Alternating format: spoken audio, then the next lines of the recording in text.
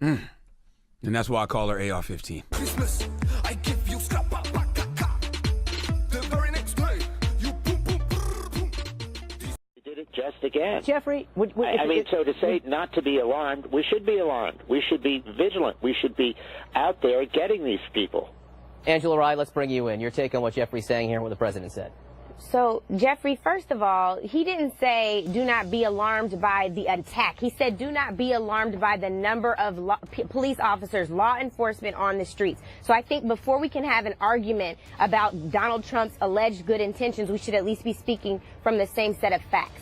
What's very important right now, and I think Congressman Kildee a couple of segments earlier said it best, this is not political at this point anymore. What Donald Trump continues to do is more than dangerous. It's causing a divide globally. It's not just here nationally anymore. We are in the middle of recovering from a terrorist attack with our allies.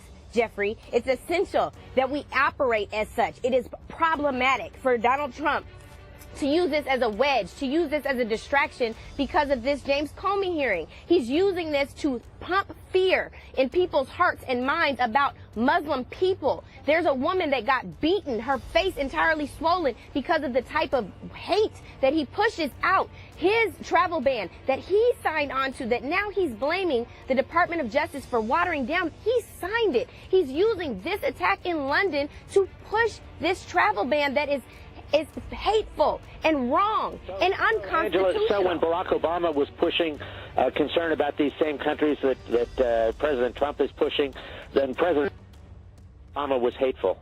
All right, hang on one second. This is not during the Obama administration. We're talking about the Trump administration. I'm going to let David Drucker make one point here, and then we'll continue. Go ahead, David. Look, to the extent that a lot of Americans feel that over the past couple of years, the past administration did not want to deal with the fact of radical jihadism, and that is the view that many Americans held, Donald Trump, as a candidate for president, really spoke for them. But in this case, what the mayor of London was doing was not trying to put the idea that there was an attack by radical jihadists under the rug. He was simply speaking about an increased police presence. And I also think it's important for the president to recognize that he's no longer just a candidate. So when he speaks, even if justified, even if he has a lot of domestic support, he's speaking on behalf of the United States to our allies, to our adversaries, and that's something I think this administration needs to take into account. People's lives are at stake here. And Jeffrey Lord, you know, you can be against terrorism. You can think that countries and city leaders haven't been saying enough in the past to fight terrorism. That doesn't justify being dishonest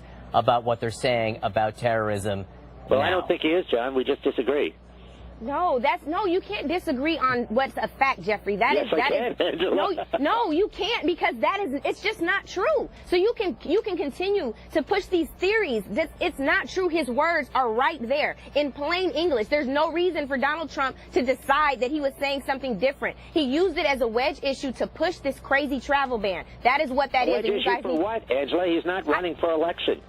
No, that was David's whole point. He's not. He's supposed to be the commander-in-chief. He's supposed to be the president. He's supposed to stand up with his allies, not against them. But he's using it as a wedge issue because of what is this man's last name? It's Khan. Well, you know, that's the main I can only issue. tell you, Angela, that is the main yesterday issue. I took the day off and watched the whole history of World War II.